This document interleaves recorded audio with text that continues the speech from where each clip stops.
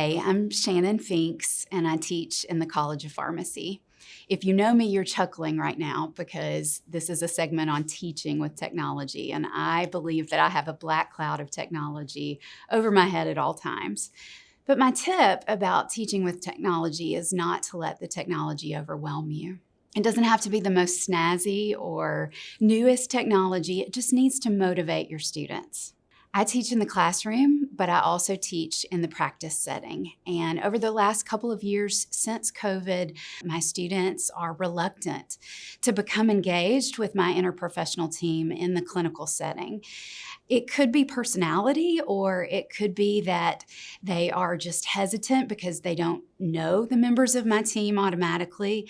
It could be that they have had just some hesitancy from taking book knowledge and just getting over the first step in integrating into the interprofessional team.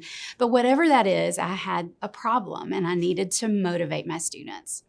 So a solution to this that I've implemented in my practice setting is to develop a scavenger hunt.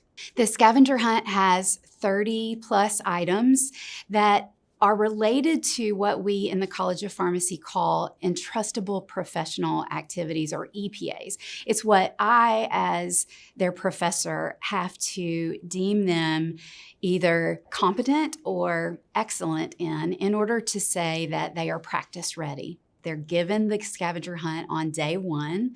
They are told that they must complete the scavenger hunt by day 30 or whenever the rotation ends. And it's flexible. They can complete an item when there's downtime in the clinic, but those activities that they are completing are again related to EPAs. And I've incorporated technology into some of those items. One example is a simple technology using YouTube. So I have pre-recorded some teaching tips that I call the Finks 5, and they are stored on my YouTube station. And so when we're talking about cardiometabolic risk, for example, I have them go watch. That allows me to have free time to do the activities that I need to do, but it also incorporates a very simple teaching with technology tool that's pre-recorded for them to view on their own. Another way that I use technology in the scavenger hunt is with the electronic medical record. And prior to implementing this, I would have to sit down, I would block off an hour, I would navigate the EMR with the student, I would teach them different sections of the EMR where they would need to find information, and it took a lot of time and patience. As an example, in the scavenger hunt, I give them a patient problem. I give them a medical record number. I give them a date. I set up the problem to say, there's a clinical issue. I want you to find what the clinical issue is as this patient presents to the clinic. And I want you to see how the clinician documented how they resolved the issue with this patient. So this sets the student up for learning on their own. They have to get into the EMR. They have to understand where the vitals are, where the medications are, where the patient charting is, and I kind of let them fumble through that by themselves. But they also have to identify key information, put that in clinical context, and in this particular example, I want the student to understand that there needs to be a dose titration in order to meet that patient's therapeutic target for medication optimization. So they're learning lots of skills by doing one exercise through this technology. Another example of how I use technology is with intramuscular injections.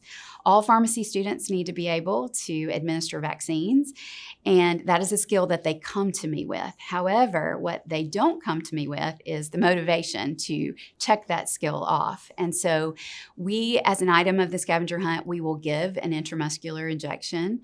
We will document that in the electronic medical record using technology.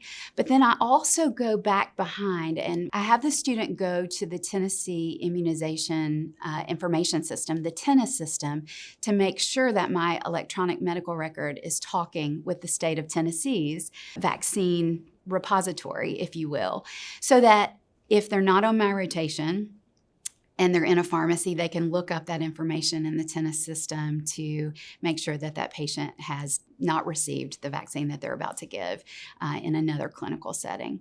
Since I've implemented the scavenger hunt, I've noticed several things. The students are way more engaged to get it out behind the computer and go and integrate with my interprofessional team. It's reduced student downtime. They are excited because it's fun. And I've also noticed that it's decreased their dependency upon me. They're not coming to me asking a million questions. They kind of have a roadmap of what I am going to grade them on, what I want them to develop competency in, and it has made the world of difference in my clinical rotation. So even if you have a black cloud of technology over your head like I do, you can use everyday technology that you use in your practice setting to motivate your students. Thank you for listening.